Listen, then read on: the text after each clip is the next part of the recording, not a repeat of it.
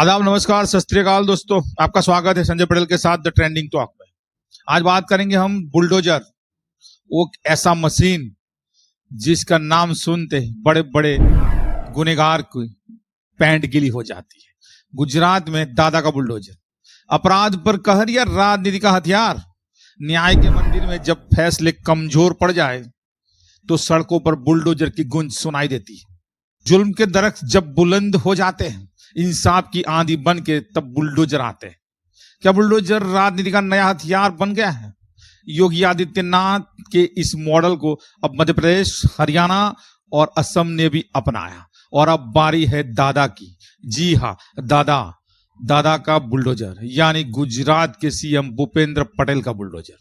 मध्य प्रदेश में शिवराज सिंह चौहान ने भी बुलडोजर नीति अपनाई। असम में हेमंत बिस्वा ने रोहिंग्या और अपराधियों की अवैध संपत्तियों पर बुलडोजर अपनाया।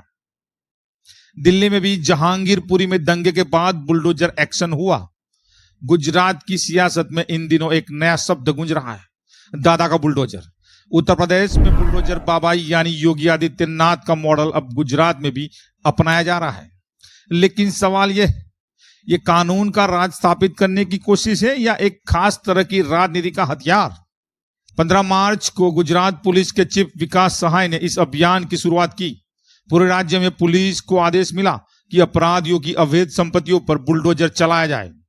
आंकड़े बताते हैं कि 750 पुलिस स्टेशनों से 100 घंटों में 8,375 अपराधियों की लिस्ट तैयार हुई, जिसमें 3,240 लोग शराब माफिया बताए गए। अब तक 77 जगहों पर तोड़फोड़ हो चुकी है और 200 जगहों पर बिजली कनेक्शन काट दिए गए हैं।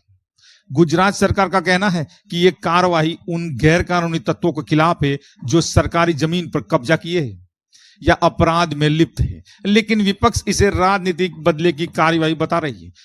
कांग्रेस नेता अमित चावड़ा ने बताया है कि क्या सरकार बड़े माफियाओं पर बुलडोजर चलाने की हिम्मत रखती है या गरीब क्रिमिनल के ऊपर ही अपना रौब जमा रही है?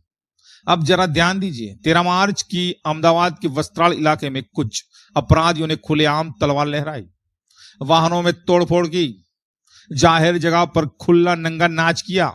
जवाब में पुलिस ने उनके घर तोड़े, उन्हें सार्वजनिक रूप से पीटा और शहर में घुमाया। उसी दिन वडोदरा के कारेलीबाग में एक अमीर घराने के लड़के रक्षित चौरसिया ने नशे की हालत में 8 लोगों को कुचल दिया और अनदर राउंड की गूंज पूरे देश में सुनाई दी।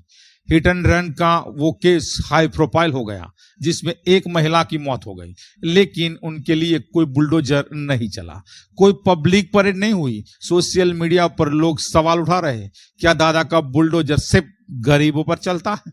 जब अमीरों की बारी आती है तो बुलडोजर की हवा निकल जाती है।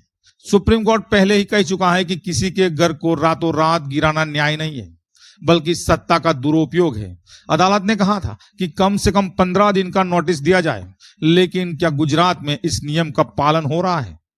इसके अलावा क्या बुलडोजर से सच में अपराध कम होगा या फिर ये सिर्फ पब्लिक परफॉर्मेंस है? क्योंकि पुलिस पहले से ही इन अपराधियों की लिस्ट रखती थी, तो ये तोड़फोड़ अचानक अब क्यों? ऐसा कौन सा प्रेशर आया कि अचानक बुलडोजर का मॉडल अपनाना पड़ा? सवाल बुलडोजर का नहीं है, इंसाफ का है। क्या कानून सबके लिए बराबर है या नाम पर फर्क है? कि अमीरों का कानून अलग होता है या गरीबों का कानून अलग है? हालांकि भारत देश में अपराधियों की कोई गरीबी या अमीरी की परिभाषा नहीं होती। अपराधी होते हैं, चाहे अमीर हो या गरीब, सबके लिए बुलडोजर नीति अपनानी चाहिए। योगी आदित्यनाथ की तरह दादा का बुलडोजर भी कोई रंग भेद, नात जात, धर्म के देखे बिना अपना काम करता रहे और गुजरात को स्वस्थ, क्लीन और क्राइम मुक्त करने के लिए बुलडोजर दिन रात काम करे, ऐसी हम शुभकामना करते हैं। अगर आप हमारे चैनल पे पहली बार आए हो तो मेरे चैनल को सब्सक्राइब कीजिए और बेल आइकन प्रेस कीजिए ताकि मेरा वीडियो आपको सबसे पहले मिले। मिलते हैं अगले वीडियो में, तब तक के लिए आप सेफ रहिए। जय हिंद।